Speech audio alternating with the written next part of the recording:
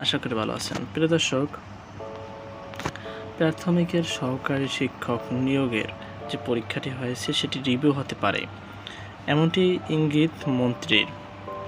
চলুন বিস্তারিত জেনে নিই।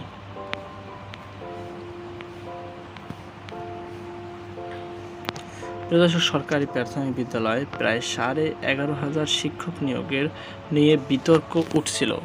তাড়াহুড়ো করে পরীক্ষা আয়োজন, বিভিন্ন জেলায় প্রশ্ন ফাঁসের মতো অভিযোগ যেমন ছিল, তেমনি অসংখ্য প্রার্থী ডিবেটসহ আটক হয়েছিলেন।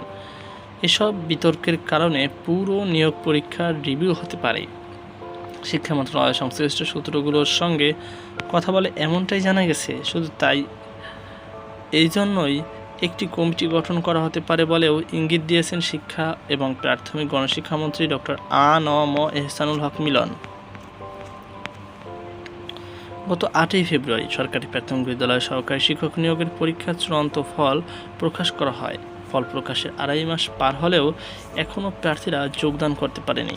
বিষয়টি নিয়ে হতাশা প্রকাশ করেছেন যোগদানের অপেক্ষায় থাকা চূড়ান্ত সুপারিশপ্রাপ্তরা। তবে প্রাথমিক ও গণশিক্ষা মন্ত্রণালয় জানিয়েছে, নির্বাচনের ঠিক আগ মুহূর্তে তাড়াহুড়ো করে এমসিকিউ পরীক্ষা নিয়ে ফল প্রকাশ করা হয়েছে।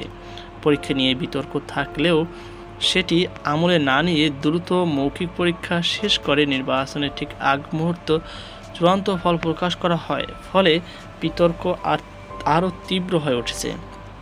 চূড়ান্ত ফল প্রকাশের কয়েকদিন পরেই মন্ত্রণালয়ে দায়িত্ব নেন ডক্টর আ.ন.ম এহসানুল হক মিলন।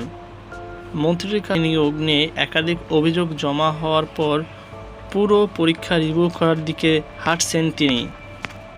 এই বিষয়ে জানতে চাইলে শিক্ষা এবং প্রাথমিক ও গণশিক্ষামন্ত্রী ডক্টর আ.ন.ম এহসানুল হক মিলন দ্য ডেইলি ক্যাম্পাসকে বলেন, প্রাথমিকের 14,000 শিক্ষক নিয়োগ নিয়ে বিতর্ক রয়েছে। ওভারনাইট পরীক্ষা নেওয়া হয়েছে, এজন্য পুরো নিয়োগ প্রক্রিয়া রিভিউ করা হতে পারে।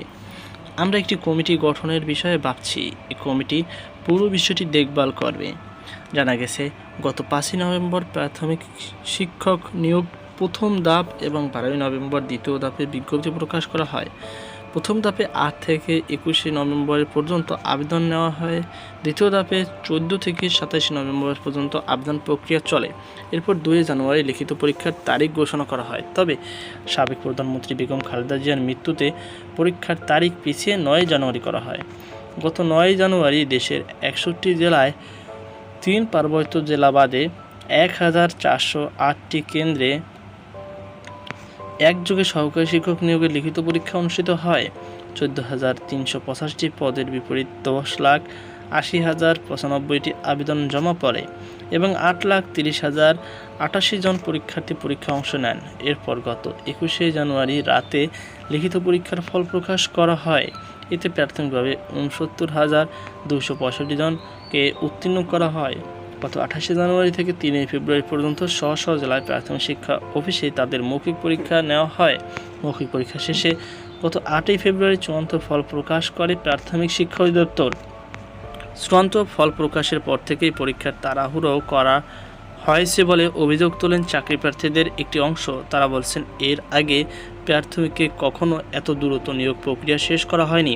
এবার নির্বাচনকে সামনে রেখে অন্তর্বর্তীকালীন সরকার নিয়োগ প্রক্রিয়া তড়িঘড়ি করেছে। এ কারণে তাদের মধ্যে সন্দেহ বাড়ছে, প্রশ্ন ফাঁস, জালিয়াতি ও অনিয়ম হয়েছে অভিযোগ করে এ পরীক্ষা বাতিল করার দাবিতে আন্দোলন হয়েছে। তবে কোনো কিছু কর্ণপাত না করে নির্বাচনের ঠিক আগ মুহূর্তেই ফল প্রকাশ করা হয়েছে। চাকরি প্রত্যাশী মোহাম্মদ মনোয়ার হোসেন দ্য ডেইলি ক্যাম্পাসকে বলেন, প্রশ্ন ফাঁস যে হয়েছে তা দিবালোকের মতো সত্য। পরীক্ষার আগেই প্রশ্নপত্র একটি চক্রের হাতে চলে গেছে। সেই প্রশ্ন সোশ্যাল মিডিয়াতেও অনেকে পেয়েছেন। পরে দেখা গেছে প্রশ্নের সঙ্গে মিল রয়েছে। যদিও প্রার্থীদের এই দাবির সঙ্গে একমত প্রকাশ করতে পারেনি প্রাথমিক শিক্ষা অধিদপ্তরের মহাপরিচালক আবু নূর মোহাম্মদ শামসুজ্জামান। তিনি দ্য ডেইলি ক্যাম্পাসকে বলেন, প্রশ্ন ফাঁসের অভিযোগ ওঠার পর বিষয়গুলো খতিয়ে দেখা হয়েছিল, তবে কোনো প্রমাণ সে সময় পাওয়া যায়নি। প্রার্থীদের যোগদান নিয়ে মন্ত্রণালয় যে নির্দেশনা দেবে, আমরা সে অনুযায়ী ব্যবস্থা গ্রহণ করব। প্রার্থীদের যোগদান বিষয়ে প্রশ্ন করা হলে আবু নূর মোহাম্মদ শামসুজ্জামান প্রাথমিক ও গণশিক্ষা মন্ত্রণালয়ের অতিরিক্ত সচিব শাহানা শারমিনের সঙ্গে যোগাযোগের পরামর্শ দেন। যাতে চাইলে অতিরিক্ত সচিব শাহানা পারভিন দ্য ডেইলি ক্যাম্পাসকে বলেন, চূড়ান্তভাবে উত্তীর্ণ প্রার্থীদের পুলিশ ভেরিফিকেশন সম্পন্ন হয়েছে। মন্ত্রী মহোদয় কমিটি গঠনের নির্দেশনা দিলে আমরা সে অনুযায়ী পরবর্তী পদক্ষেপ গ্রহণ করব।